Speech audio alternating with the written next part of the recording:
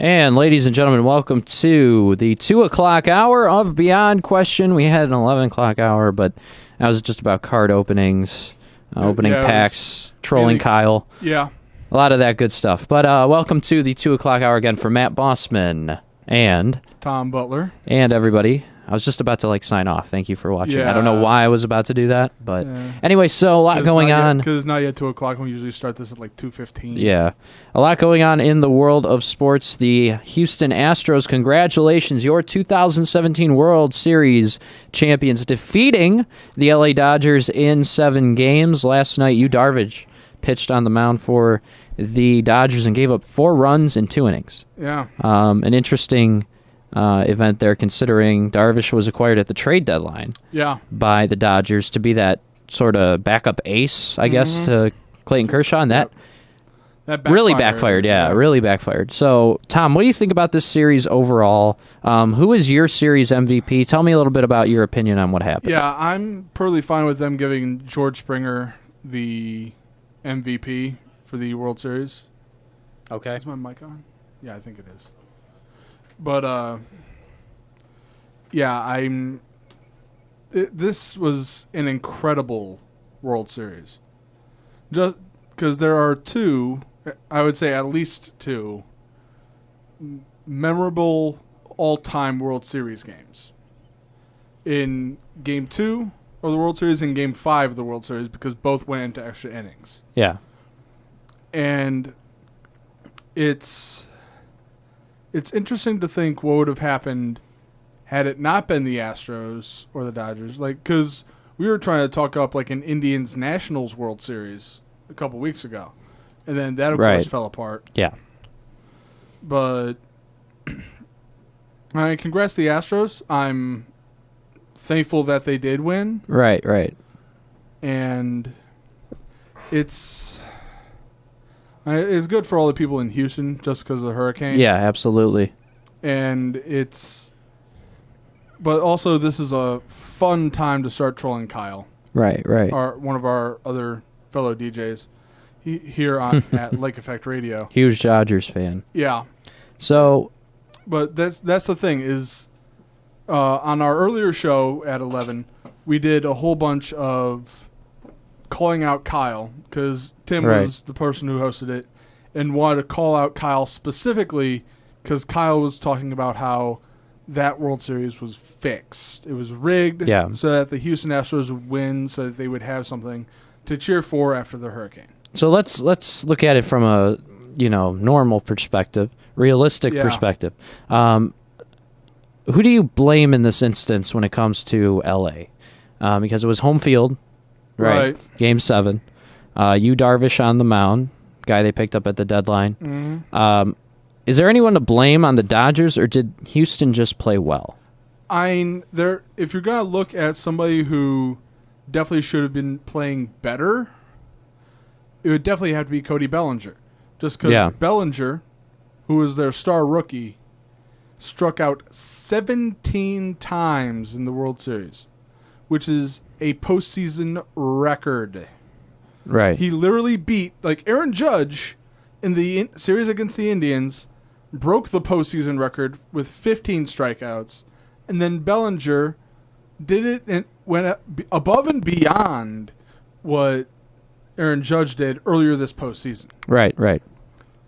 I'm looking at it in terms of the Dodgers' offense need to do better, not the Dodgers' pitching. Okay. Because while it's not easy to win after giving up 5 runs, the Dodgers have scored, they scored, 12 runs in Game 2 in that multi-inning game? Yeah. It was a 13-12 loss. Yeah. So their offense can do stuff. A lot of these extra inning games were high scoring. Yeah. I don't think there's anyone necessarily that played well on Houston. I mean, you have Altuve, who is going to play well. Yeah. Springer, he's going to play well. The pitching staff was an issue, where I thought the Dodgers had the edge. Oh, yeah, the Dodgers had definitely a starting pitching edge. Yeah, and that's where I had that, that distinction. And now, looking at it, I believe that if there was any hurricane relief, it was this World Series. Yeah. You know what I mean? And to me, I don't like a lot of I'm not a big fan of the National League. Okay. My team, our team is in the AL. I'm very happy to see Houston win it. I'm very happy to see that city, through what it's going through, get something positive, very positive, to help them cope with what's going on. But that's their first World Series championship in franchise history. Yeah, 56 years, and that's yeah. I'm very happy about it, and also, I just think that it was time for a new king in the MLB. We had that last year. Now we have it this year. In Houston, you have a title. Congratulations. So that was the World Series. That's going to be our World Series talk for today. Yeah. Moving over to the wow, I can't talk today. I can't even think. Yeah. The NBA. The Cavaliers, losers. The last few games, they are now 2 and I want to look at the exact record. You're saying 2-5. I think it's 2-5. Before it went live. 3-5. They're 3-5. 3-5. Yeah. Losers of their last 4 games. And apparently Tristan Thompson's out 3 to 4 weeks. Yeah, and Tristan Thompson got injured last night against Indiana. Ugly losses are piling up for the Cavs. Mm-hmm. Let's look at their last 5 losses. They lost by 21 to the Magic on October 21st, 5 to the Nets, 22 to the Pelicans, 19 to the Knicks, and 17 last night. They lost by 2 to the Pacers. So, who's to blame for this? What's the problem? And I don't see a problem at all. I'll tell you why. I want to start with saying, look at who's on the roster. It's the nursing home. It's Derrick Rose, it's Dwayne Wade, it's LeBron, who's getting older, it's Kevin Love, who hasn't been the Kevin Love that we expected. Yeah. It's the bench with Crowder, who's a good defender, mediocre offensive player, Jeff Green, who's old, Kyle Korver, who's old, J.R. Smith, who's old, Shumpert, who has a defensive game but not the best offensive game. Right. So you combined all those veterans. They know what to do in situations like this. They know how to get over them. I'll put it this way: if there is a problem with the Cavs right now, it's mainly about chemistry. Yeah, that's it's exactly the chemistry issue. Go. And we knew, and a lot of people who are criticizing LeBron and them now. That's how it is for the Cavaliers every start of a season. Yeah, I mean, it's just the fact that, it's not Kyrie Irving. It has nothing to do with him. It has to do with the chemistry that this team has. Because once they hit it, once they find that chemistry, there's no stopping them. They're putting their foot on the gas pedal, and they are going full speed. It's the same thing that happened with LeBron in Miami. Yeah. Is that they didn't have the best starts to seasons. Yeah, but they always finished on top. By the end of the season, they always finished on, And, we get it, LeBron's older. Please hear me out. He's not, because of this, people are saying, he's going to LA. He's going to LA. No, that's not happening. No. LeBron is not that stupid. Okay? He's not going to leave the franchise that gave him everything. Okay? And he gave them his all. Everything he has in his tank left, he's giving to Cleveland. I mean, that's just a fact. Mm-hmm. Just look at how he plays. He scored 33 points last night. He had a double-double. I mean, in a loss. Yeah. That just shows about the team's chemistry. Funny thing is Indiana's in first place in our division, along with Detroit. Detroit's 5-3, so is Indiana. Okay. The Warriors, I think, are 3-4. Look at the Golden State Warriors. And they really record. Shouldn't have any chemistry problems at all right now. They're 5-3. Okay. I thought they were 3-4. They're 5-3. Second in their division are the Clippers, who are 5-2. Okay. I feel, Pistons beat the Warriors in Oakland at Oracle. Okay. Which was a huge win for Detroit. Yeah. I personally believe that the chemistry is what's got to happen. Look, there's no, don't trade for anybody. Don't sign anybody crazy. Don't do anything stupid. Mm-hmm. Unless you're going to go out. The only problem I see, the only Achilles heel to this team is the center position. To me, that is the big Achilles heel. You're looking at how are we losing these games? Well, it's points in the paint. We're being outrun in transition, number one.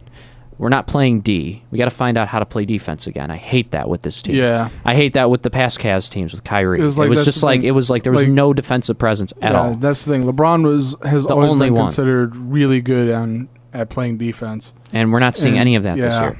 But we're missing that center position. And I think this is going to trickle down to trading that Brooklyn pick for DeMarcus Cousins. I just see something like that happening now with this record and just the gap of that center position. It's just it's getting wider, and it's especially with Tristan being out for the next probably month. Yeah, it's getting big, and so we need to fill that hole. Pardon my French, but we need to do something in order to. Yeah, but obviously we're not going to get DeMarcus Cousins with just that the Brooklyn pick. Right. We're going to have to trade, Channing Frye, Kyle Korver, Iman Shumpert, Jeff Green. We're going to have to trade somebody significant. Yeah. I would like to see a Shumpert Frye trade along with the Brooklyn pick. For DeMarcus Cousins? Or Anthony Davis. I mean, we're not going to get Anthony We'd have to throw in probably JR or Kyle Korver. Yeah. 3 players for 1 and a pick, but I think it's worth it to go and get Anthony Davis. I don't think it's worth it to get Cousins. I think we should get that's the thing. Some young gun next year. That's what I'm looking for. Cousins is not a pure center. I believe Davis is a pure center. Yeah, I personally think what we should do with that pick, if we hold on to it, is go out and get Michael Porter Jr. Okay, he's an Otto Porter Jr. No, Michael Porter Jr. He's not in the NBA yet. Oh, okay. He's in college. Okay. I think he's going to Duke. He's a forward, plays LeBron's position. Okay. I see keeping that pick, drafting someone that can play the forward. Everyone's going to get scared and think LeBron's leaving. No, LeBron's got to mold him. Yeah. To take over when LeBron leaves. Mm-hmm. And then everything else will come. And remember, we got Isaiah Thomas coming back. Yeah. And Isaiah is very confident in his ability to be productive. Not only productive, but great. Yeah. Don't feel especially in this offense. Yeah, especially with LeBron. I mean, that's the main thing. Same thing with Derrick Rose, why he was confident coming here. Because LeBron's going to bring out, hopefully, vintage Derrick Rose. We have yet to see, but he hasn't gotten that opportunity yet. Yeah. And what he has shown has been very good. Just looking at it as a whole, the Cavs will get better. Yeah. Just hang on for the ride. There's a few bumps. Yeah, turbulence is on. Yeah, there's like... but put on your seatbelt. Don't jump out of the plane. Yeah, I once said I no longer believe in Believeland. But the thing is, this is not about like believing that the team's going to be good. This is just like don't put too much pessimism where it's not needed yet. Right. Right. If we were 33 and 55 or whatever you want to call it, or 45, then I'd be like, yeah, we're screwed. But we're not there yet, so don't worry about it. Yeah, it's not something to worry about yet. But Cleveland is a land of pessimism, and I know this very much because I'm part of that herd. But me too. Pessimism. When it comes to the Cavaliers, you let them play and they'll be fine. Yeah, yeah. It's much like how the Indians, if you let them play, they'll play. And with the Browns, if you let them play, they'll just continue sucking because that's what the Browns do. Speaking of the Browns, so I wanted to get into this. Okay. Something I wanted to talk about today is the fact that the Browns will actually lose a game on their bye week. And nobody knows how that will happen. Well, they already did. We'll start with Monday. So Monday, as you guys know, Tuesday was the trade deadline. Oh, yes. And Monday, a report came out. I was actually finding out about this, that Garoppolo was on the market. Yeah. And so, as you know, he got traded to San Francisco. So I guess what happened in that issue, and San Francisco gave up a second-round pick, and they got for Jimmy Garoppolo. And eventually they waived Brian Hoyer, and then he signed with the Patriots, which I thought was hilarious. A 3-year contract. So basically they traded Garoppolo for a pick and Hoyer. But anyway, anyhow, so the report that I heard was the Browns front office was going to make a trade for Garoppolo. No, and I thought it was supposed to be for a different player. McCarron. Yeah. That is another thing. We botched 2 of them. Yeah, so somebody in the front office, or somebody, I think it was Haslam, and the coaching staff. They tried to contact the front office at 5 p.m. on Monday and said, Garoppolo is out there, let's go get him. None of the phones were answered. Want to know why? Because everybody was at home. All of the front office guys left at 5 p.m., they're 9 to 5, and went home. The trade with the 49ers went through at 8 p.m. that night. Nobody was there to pick up the phones. Nobody was there to call the 49ers, or the Patriots. Nobody was there to offer. There was no offer made when there should have been. Mm-hmm. And also, the day after, when that story came out, another thing happened. A.J. McCarron. So the Browns offered a second and third round pick. Yes. To the Bengals for quarterback A.J. McCarron, a guy that Hugh Jackson knows very well. He molded him in Cincinnati before he came here. That trade fell through. I didn't want A.J. McCarron. I wanted Garoppolo. I don't care too much about the McCarron trade. That didn't happen. Right. I don't really care about that. Personally, I believe that Garoppolo's a better quarterback. But we can get him in free agency. There's no guarantee he's staying in San Francisco. Right. His contract's up after this year. He's owed a lot of money, too, which the Patriots didn't want to pay him. Right. And also, getting onto that point, we learned a lot from Bill Belichick. We learned a lot from Robert Kraft. We learned that the Patriots organization, Bill Belichick mainly, said, as long as I'm here, Tom Brady's my quarterback. Mm-hmm. When Tom Brady retires, I'm out. Yeah. That's what you're going to see. That's what that message was on Monday. And I didn't see that coming. I really didn't. Okay. I believed that Garoppolo was going to be molded by Brady and Belichick to be the next big quarterback in New England. Mm-hmm. And they didn't see that. They are going to ride the Brady train until Brady retires. And I don't blame them for that, though. A guy that shows few regression, little regression, whatever, and is showing that he can still compete at a high level. Mm-hmm. God bless you, keep him. I mean, this guy is a Hall of Famer. That's the thing. He doesn't arguably have the much best quarterback longer. ever to play. Yeah. So the problem is he doesn't have much longer to play. But not many quarterbacks nowadays last longer than 40. Tom Brady himself said, "I want to play till I'm 45." Now, whether he was being sarcastic or not, I could see that happening. Yeah. I could see it happening. A guy of that talent, Brett Favre couldn't do it. Peyton Manning couldn't do it. Favre almost did it. Yeah. Well, Favre was trying to get as many contracts out as he possibly could. And trying to get as much money. Yeah. Brady has taken pay cuts numerous times to stay in New England. He loves playing football. His passion for the game is like none other, especially in the league now.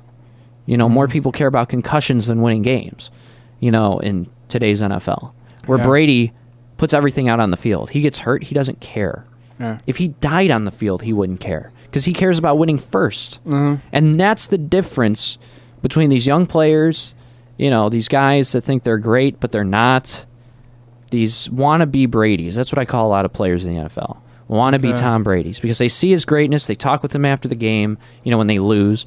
They, they shake his hand, pat him on the back, go back to the locker room, and get nothing out of it. All they get is, how could I be like that guy? But they don't want to be like him because they don't want to do what he does. He diets. Yeah. His diet is something of kale chips and, salads constantly, running all the time, staying in shape to play. This guy could play till he's 50. I mean, this is a man beyond an athlete. This is someone beyond an athlete. He's not a god, but he's the king of football. Yeah.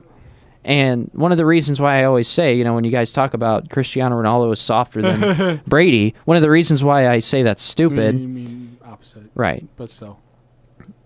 Yes, Matt, Tom Brady's softer than Cristiano Ronaldo. Yes, that's not true. Why I believe that's not true is, and Brady's the better overall person, better overall athlete, is just how he... Ronaldo's going to play till he's 37, 38. Brady can play till he's 45. He can play till he's 50. This guy is like none other, barring a huge injury. If he gets tackled and his neck breaks. If that were to happen. That's kind of what happened to Peyton Manning, towards the end of his Colts career. Yeah. And that's why, Brady is the best. That's why Peyton Manning is still considered, in my eyes now, I used to be a huge Manning fan. Mm-hmm. I had a Manning Broncos jersey. that I bought at that stadium, at Sports Authority Field, Mile High. I went there and saw it, and I said, Peyton Manning's my new favorite quarterback. But when I saw the greatness right before my eyes, this last Super Bowl, I knew, as much as I don't like the Patriots, as much as I don't like Belichick, as much as I don't like Brady, Brady is the best player. Yeah.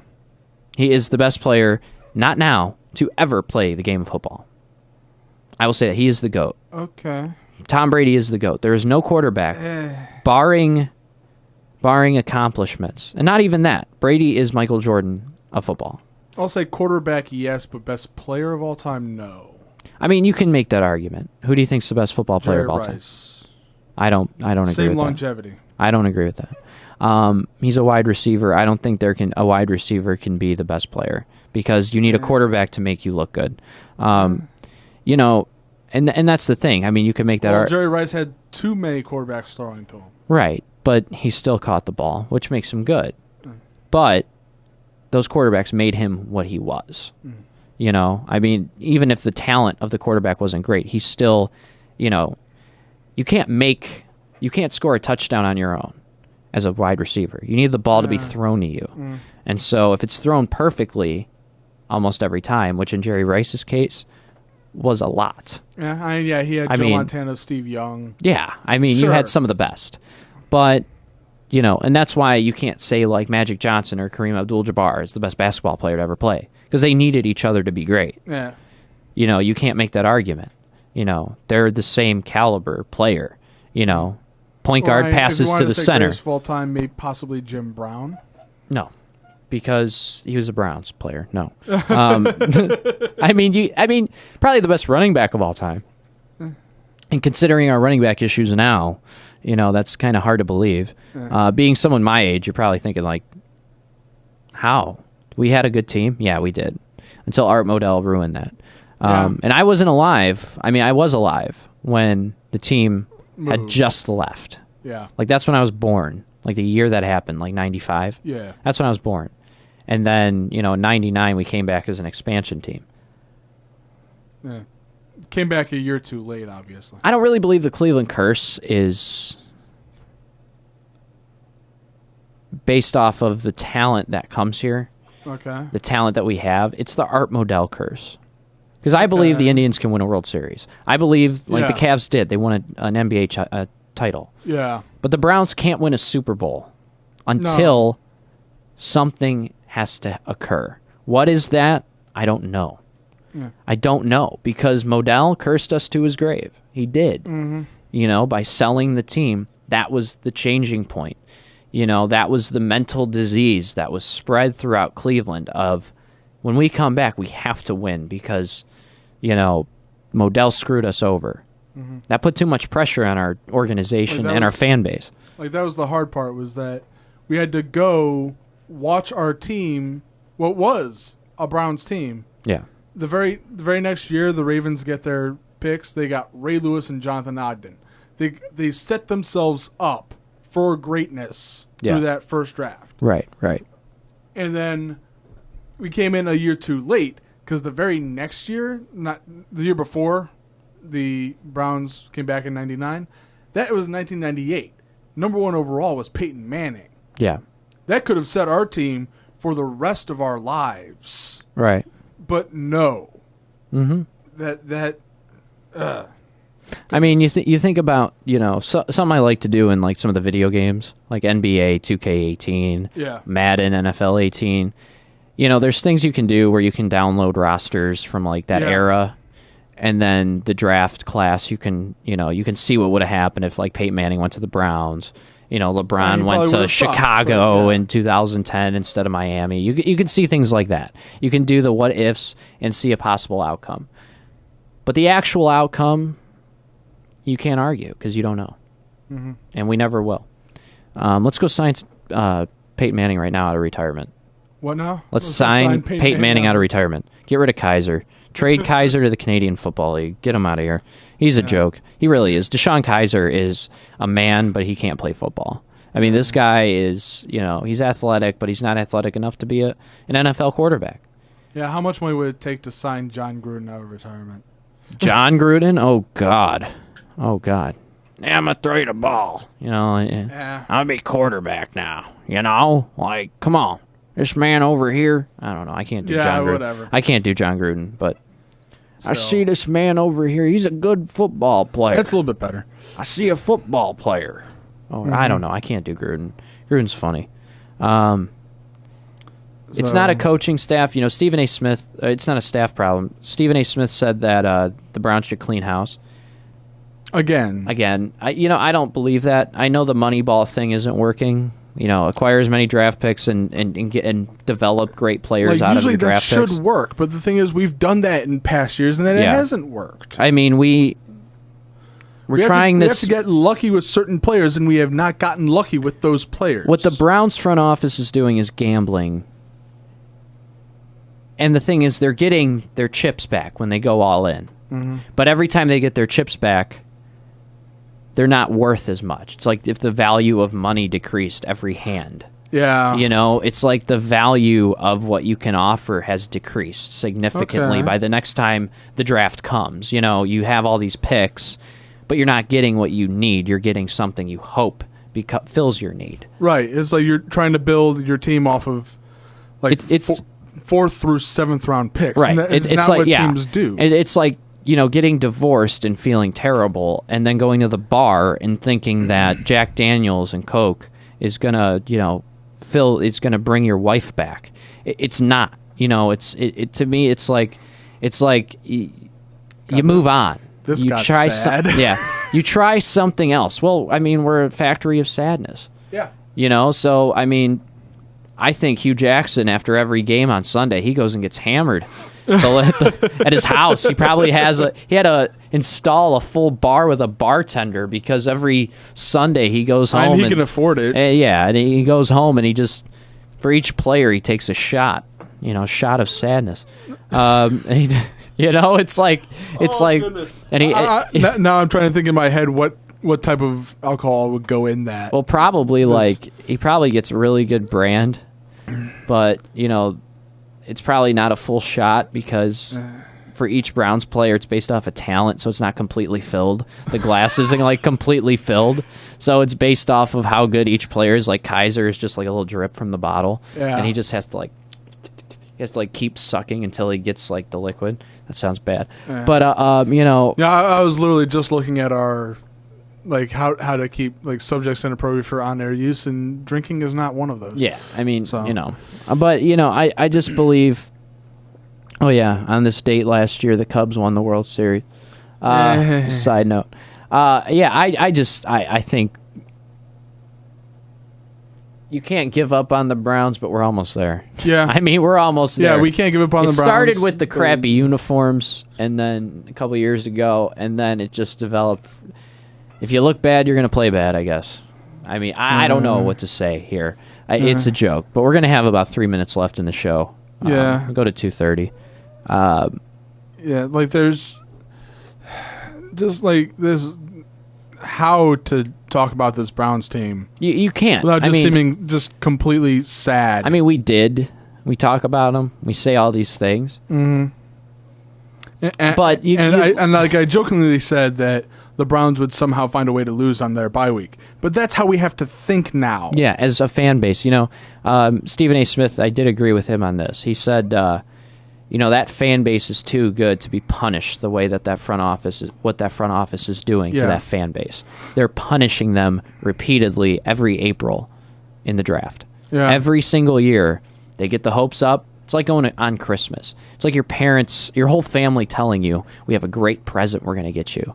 And they start hinting that it might be a car or, and it's like a Lambo. And then Christmas comes and it's like a toy car that you can play Hot Wheels. Yeah. It's like, and then, and that's what the draft is for Browns fans. It's like, we look at it, we're like, oh, this is what you meant? This talent? This crap? I was really tempted to cuss, but it's like, just it's crazy. All of it really is. Like it's a joke. Yeah. What's really sad to me is that Myles Garrett, who is supposed to be this great defensive talent, and it's getting wasted with injuries. And the only thing I can think is he's got to be another Courtney Brown. Nah, not yet. Not yet. We'll get there, but not yet. Because that's the problem with Courtney Brown. That's what Courtney Brown's problem was, is that he could not stay on the field. Yeah, but Garrett's different. Yeah. A little different. He's a little bit more manly. Although apparently the Browns are getting back Josh Gordon. Yeah, they are. November 21st. He's November 20th. He's reinstated to practice. Then he can play the last 5 games of the year. See what we got in him. Yeah. I heard we were trying to trade him, and teams didn't want. They wanted to know if he was coming back first. Yeah. So they didn't want his. And I think we knew at that time, he is. But yeah, nobody believed us. I'm glad. Keep him. Yeah, but he is on as short a leash as possible. It's not even a leash anymore. It's like, you know what the aglet is? You know what an aglet is? Yeah. It's that little part of your shoestring at the end that's like hard. Yeah. That's the size of his leash. Yes. Like, that's the size of his leash. And it's like, dude, it's like, if you slip a little bit, you're gone. Yeah. The NFL will talk about say goodbye. Second chances. This is like your 5th chance. Yeah. And it's like, wow. I don't get it. I love Josh Gordon. I really hope he comes back and he's great. But I mean, we'll see. That's the thing. He's an amazing player. He just needs to stay on the field. Yeah. All right, guys. Thank you for tuning in. Thank you for viewing. For Matt Bossman, Tom Butler, Josh Gordon will be the MVP of the Cleveland Browns for the last 5 games of the season. That is beyond question. Thank you guys for tuning in. Have a great day.